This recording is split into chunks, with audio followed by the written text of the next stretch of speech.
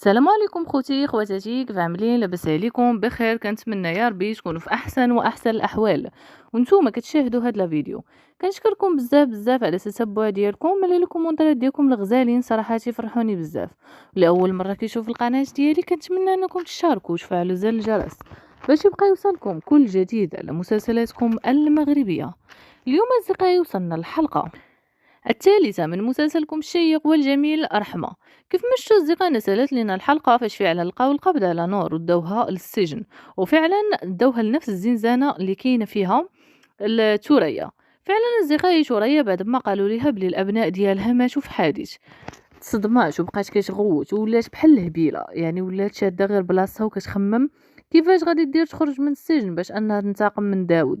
غادي نشوفوا اصدقائنا فعلا النور بعد ما دخلت لتماكين غادي تنهار بالبكاء وغادي تندم على داكشي اللي دارت لجمال. غادي نشوفوا انهم فاش غادي يخرجوا من ديك الزنزانه بالوقت ديال الاستراحه، نور غادي تشوف ثريا تما وثريا حتى هي غادي تشوفها وغادي تجي تقرب منها وغادي تعنقها، وفعلا غادي تقول لها انتي البنت ديال داود. فهنايا غادي نشوف ان ثريا غادي تبدا تفكر كيفاش غادي دير انها تنتقم من داود، وحيت نور هي البنت ديال داود يعني غادي تفكر انها تصفيها ليها حتى هي كيف ما ماتوا ليها الوليدات ديالها.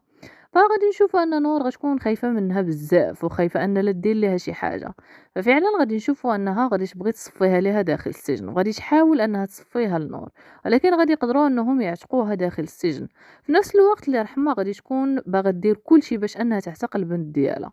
واول حاجه غادي ديرها هي غادي تمشي عند جمال المستشفى، واخا هي ما حاملاش جمال على داكشي اللي كان دار ليها في الماضي واللي تسبب ليها في انها يعني طلقها داود وفعلا داليها كاع الحقوق ديالها. وفعلا غادي نشوف انا غتمشي عنده وغادي تطلب منه باش انه يخرج ليها بنتها نور من السجن. فعلا جمال غادي يقول ليها بلي هو اصلا ما ديكلاراش وما رفعش عليها حتى شي دعوه، وغادي يقول لها بلي هو غادي يخرجها. فغادي يمشي عند البوليس وغادي يقول لهم بلي نور ماشي هي اللي ضرباتو وانهم شادينها غير ظلما، وبالمساعده ديال ياسين اللي دار ليها محامي فعلا نور غادي تقدر تخرج من السجن. غادي نشوفوا ان رحمه غادي تكون فرحانه بزاف حيت خرجات البنت ديالها من السجن. جمال غادي يجي عندهم وغادي يقول لرحمة، غادي يقول لها باللي فعلا هو خاصو يتعاون هو وياها وبلي بجوج بهم غير ضحايا ديال داود وخاصهم ينتقموا منه على داكشي اللي دار لهم في هاد السنوات كاملين.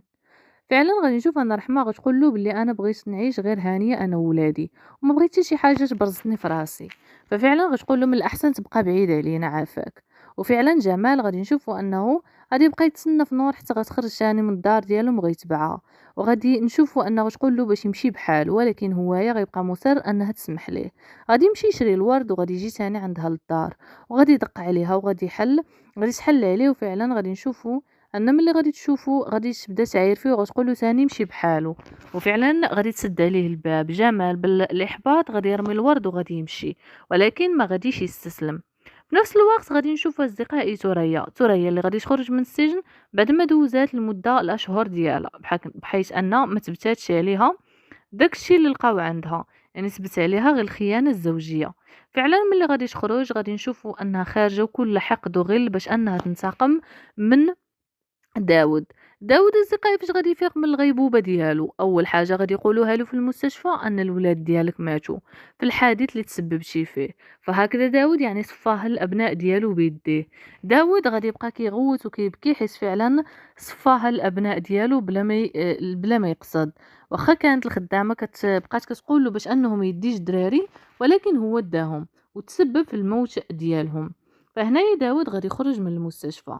وفعلا غادي نشوف انا فاش غادي يخرج من المستشفى غادي يمشي للدار عند نادية.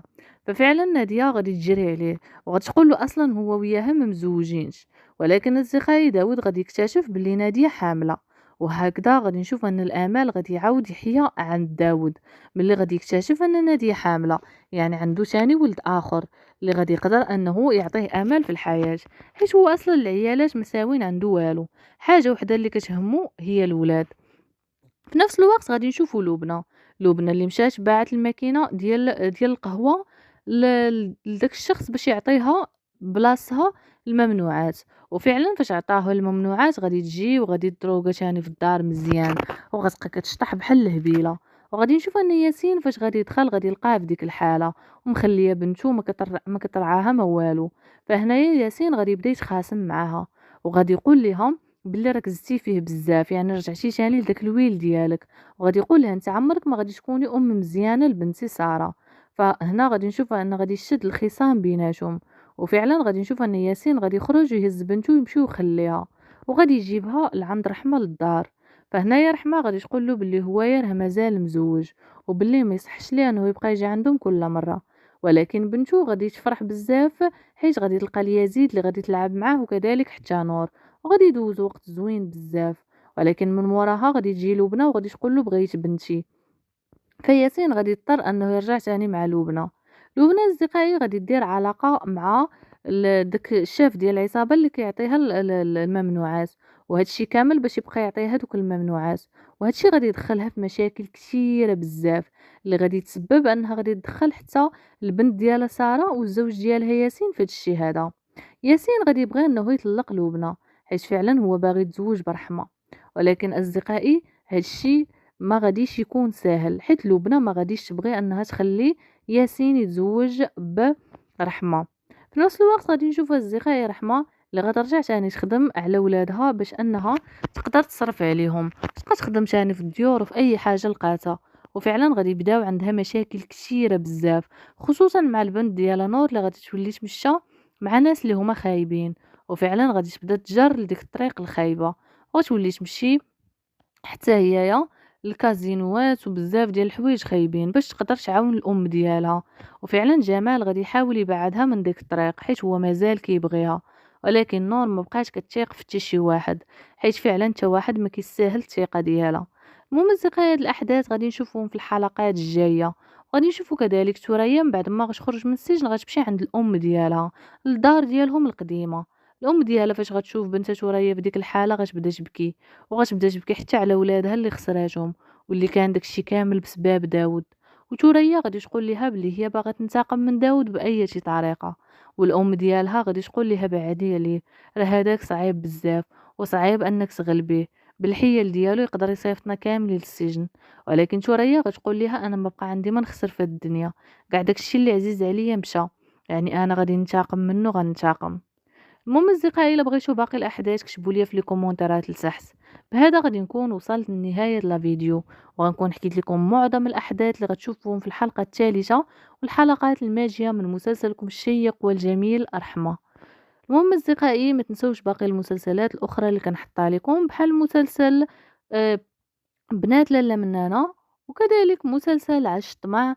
وما نسوش كذلك مسلسل شكون كان يقول لي هو مسلسل شيق بزاف وجميل. ومسلسل رحمة هو اللي كنحطو لكم بشكل يومي طيلة شهر رمضان.